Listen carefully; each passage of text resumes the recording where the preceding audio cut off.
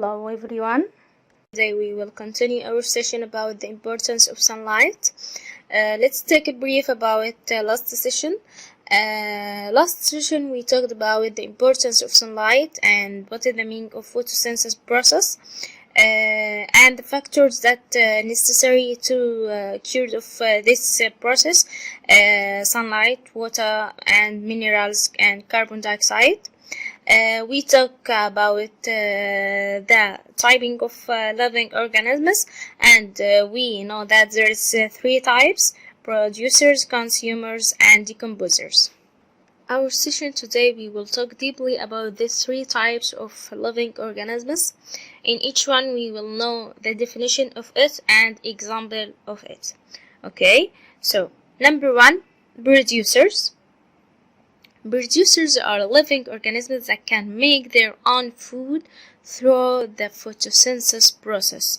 Okay, who can make this process? You, cows, okay, plants, right? So the example of this type of living organisms is plants, green plants. Okay, so examples for producers include green plants, algae, and some types of bacteria. So this is the first type of living organisms, producers. Question: choose true or false. Living organisms are divided according to the type of feeding into producers, consumers, and decomposers. True or false? Think. Answer is true. Right. And as you know, in the photosynthesis process, green parts take carbon dioxide gas and produce oxygen gas. But in the respiration process, we take oxygen gas and produce carbon dioxide. The second type of living organisms is consumer. Consumers are living organisms that depend on producers directly or indirectly to get their food. How directly or indirectly? For example, cows, sheep, and chickens feed on green plants. Okay, and these green plants are producers. In this case, consumers depend directly on producers to get their own food. Okay. Type 2. Falcons, lions, wolves, and snakes are animals that feed on another animals which already feed on green plants. In this case, consumers depend indirectly on producers to get their own food. Okay. Question: choose true or false. Lion is considered as a producer. True or false? Right, false. It's consumers. Okay. Type number 3, decomposers. To know what is the meaning of decomposers, we'll make 2 activities to know what is the meaning of decomposers. Activity number 1.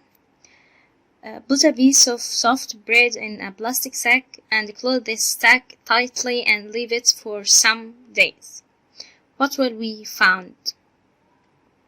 We will find that the color of the bread will change to black or gray. So this is called mold or rotten bread. Activity number 2. Put a spoiled orange or tomato or a cup of yogurt out of the fridge for a few days, and we will observe that another mold will form it on the orange, the tomato, and the yogurt.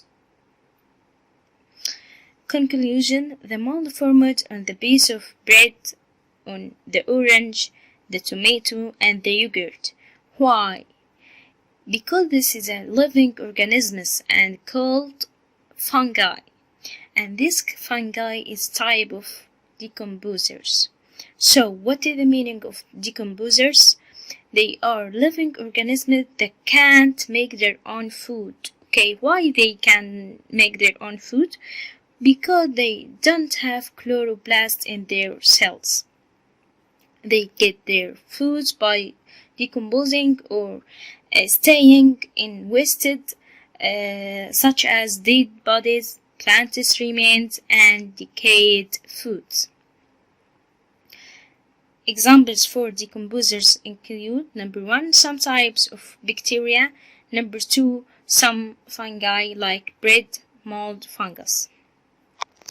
And pay attention for this. Number 1, don't touch decayed food with your hand and put on gloves before touching it. Number 2, when you buy preserved food, pay attention to the expired dating on the cover. So you know, these decomposers have very important role in our lives. And this importance include number 1, they help us get rid of dead bodies and plants' remains. Number 2, they increase soil fertility. And number 3, they are used in a lot of industries such as organic fertilizers and biofuels. Exercise. Classify the following living organisms according to the type of feeding. You have wild cat. This one, consumers, decomposers, or decomposers. Right, consumers. Bread, mold, fungus, decomposers or consumers. Right, decomposers. Falcon, consumers. Right. Tiger, consumers. Green plants, producers or consumers.